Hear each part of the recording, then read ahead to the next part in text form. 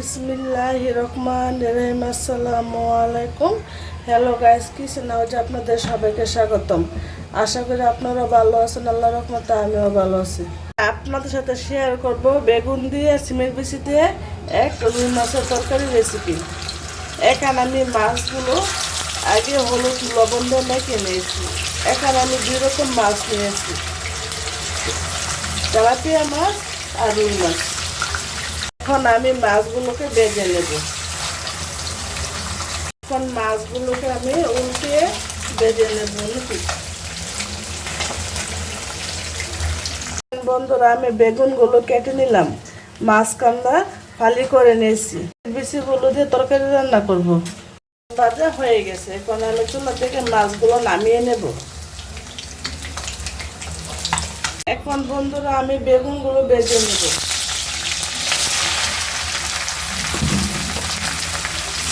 হলুদ আর লবণ দিয়ে আমি এখন ডেকে দেবো বেগুনটাকে।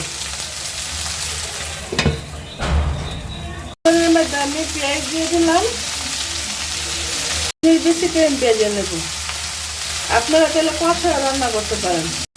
বেগুন আর সিমের বেশি ভাজা হয়ে গেছে।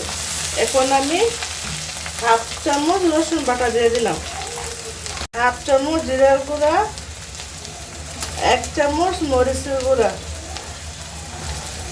1/2 চামচ হলুদের গুঁড়া। কারণ আমি 1/2 চামচ দিয়েছি, না আগে হলুদ দিয়েছি। সামান্য পানি অ্যাড করে দেবো, মশলা যখন পুড়ে না যায়। আলু কেটে বেজে রেখেছিলাম, এগুলো এখন দিয়ে দিলাম। দিয়ে আমি 7-8 মিনিটের মতো কষিয়ে নেব। সাথে দিলাম ফালি করা কাঁচামরিচ। এখন আমি কষিয়ে নেব 7 থেকে 8 মিনিট। তরকারি কষানো হয়ে গেছে, এখন আমি এর মধ্যে জল অ্যাড করে দেবো পরিমাণ মতো। এখানে আমি গরম পানি দিয়েছি।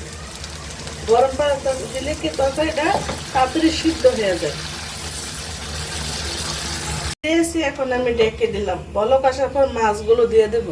বলক এসে গেছে, এখন আমি মাছগুলো দিয়ে দেব। এক এক করে সব মাছগুলো দিয়ে দিলাম। দিয়ে দিব কেটে রাখা ধনিয়া পাতা। পাতা দিয়ে তরকারিটা আমি চুলা থেকে নামিয়ে নেব। আপনাদের কাছে যদি সিমের বিচি আর বেগুন দিয়ে রেসিপিটা ভালো লেগে থাকে, লাইক দিয়ে পুরো ভিডিওটা দেখে নেবেন। আপনারা আমার ভিডিওগুলো সময় নিয়ে দেখেন, আপনাদের অসংখ্য ধন্যবাদ জানাই। আর এখনও যারা আমার চ্যানেলে সাবস্ক্রাইব করেন নাই, আমার চ্যানেলে সাবস্ক্রাইব করে আমার সাথে থাকার অনুরোধ রইল।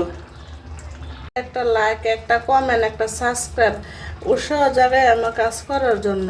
পর্যন্ত আল্লাহ হাফেজ।